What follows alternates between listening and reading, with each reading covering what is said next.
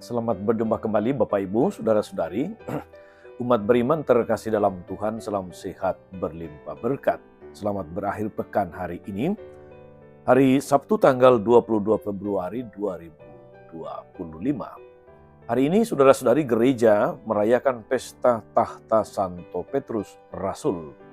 Saya mengajak kita sekalian merenungkan kutipan Injil Matius bab 16 ayat 13 sampai 19.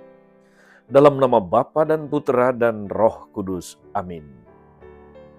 Sekali peristiwa Yesus tiba di daerah Kaisarea Filipi. Ia bertanya kepada murid-muridnya, kata orang, siapakah anak manusia itu? Jawab mereka, ada yang mengatakan Yohanes Pembaptis, ada juga yang mengatakan Elia, dan ada pula yang mengatakan Yeremia atau salah satu dari seorang nabi. Lalu Yesus bertanya kepada mereka, tetapi apa katamu, siapakah aku ini? Maka jawab Simon Petrus, engkau adalah Mesias, anak Allah yang hidup. Kata Yesus kepadanya, berbahagialah engkau Simon bin Yunus, sebab bukan manusia yang menyatakan ini kepadamu, melainkan Bapa-Ku yang di sorga. Dan aku pun berkata kepadamu, engkau adalah Petrus, dan di atas batu karang ini akan kudirikan jemaatku, dan alam maut tidak akan menguasainya. Kepadamu akan kuberikan kunci kerajaan sorga. Apa yang kau lepaskan di dunia ini akan terlepas di surga. Demikianlah sabda Tuhan. Bapak Ibu Saudara-saudari umat beriman terkasih dalam Tuhan kita Yesus Kristus. Sekali lagi, hari ini Gereja Universal, Gereja Katolik sedunia, merayakan pesta tahta Santo Petrus Rasul, atau lebih tepatnya kepala para rasul. Mengapa pesta ini dirayakan? Mengapa gereja katakanlah memilih satu hari khusus untuk menghormati tahta Santo Petrus? Saudara-saudara sekalian yang diberkati Tuhan, untuk menghormati Santo Petrus sebagai wakil Kristus dan gembala tertinggi gereja yang mempunyai kuasa rohani atas segenap anggota gereja dan semua gereja setempat atau gereja lokal, yaitu keuskupan. Hari ini kita merayakan pesta tahta Santo Petrus. Dengan merayakan pesta tahta Santo Petrus, kita merayakan sebetulnya martabat kepausan. Tahta biasa disebut katedra, tempat duduk bagi uskup untuk melayani, untuk mempersatukan, untuk mengajar umat Allah di keuskupannya. Karena itu kita mengenal gereja katedral, yakni bangunan gereja di mana terdapat kursi atau tahta uskup setempat. Karena itu saudara-saudari, di setiap keuskupan hanya ada satu katedral, di mana ada katedra atau tahta uskup di situ. Tidak mungkin lebih dari satu katedral di sebuah keuskupan.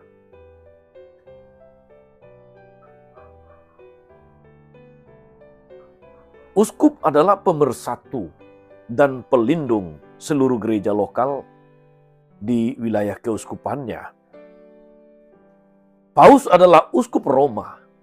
Jangan lupa saudara-saudari, Paus sebagai pemimpin gereja Katolik sedunia juga adalah uskup Roma. Ketika ia duduk di tahtanya, dia juga melayani, dia mengajar, dia mempersatukan seluruh gereja universal. Paus adalah Servus Servorum Dei, hamba dari para hamba Allah. Saudara-saudara, sosok Santo Petrus menjadi sangat penting hari ini. Dialah sosok yang mengakui Yesus dengan berkata, engkau adalah Mesias, anak Allah yang hidup. Yesus sendiri menyerahkan kuasanya kepada Petrus untuk menjadi gembala. Yesus berkata, engkau adalah Petrus, dan di atas batu karang ini aku akan mendirikan gerejaku. Dan alam maut tidak akan menguasainya. Kunci kerajaan surga dan kuasa pengampunan dosa juga diberikan kepadanya. Apa yang kau ikat di dunia ini, terikat di sorga. Yang kau lepaskan di dunia ini, terlepas di sorga. Petrus dalam bacaan pertama, saudara-saudari, mengingatkan para penatua khususnya pengganti rasul-rasul untuk menggembalakan kawanan domba Allah yang telah dipercayakan kepada mereka bukan dengan terpaksa, melainkan dengan sukarela sesuai kehendak Allah, bukan untuk mencari keuntungan, melainkan dengan pengabdian diri. Pesan Petrus bagi para penatua masih aktual bagi kita hingga saat ini. Sebuah pesan yang sangat menantang bagi para gembala, artinya di dalam menjalankan tugas kegembalaan, para gembala haruslah menjalaninya dengan sukarela, dengan tulus hati, sesuai kehendak Allah, dan tidak untuk mencari keuntungan, popularitas, dan hal-hal duniawi lainnya. Para gembala membawa umat Allah kepada Kristus dan membawa Kristus kepada umat Allah,